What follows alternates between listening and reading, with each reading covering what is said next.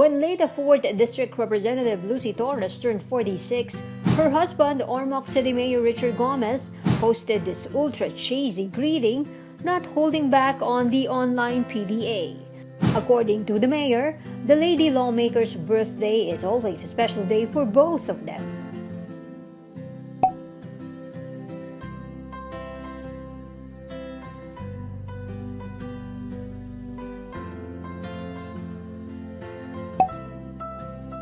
Gomez said, "Time flies so fast because they now have 20-year-old Juliana."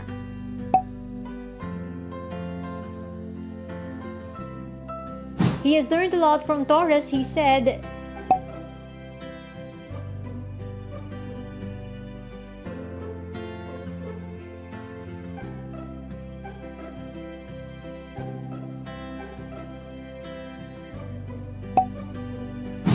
Gomez looks forward when the pandemic is over so they can travel again.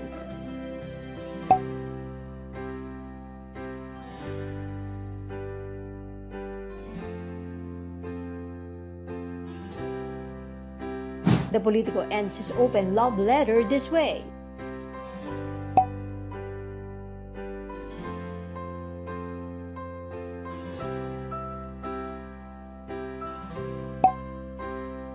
The Congresswoman's heart really melted.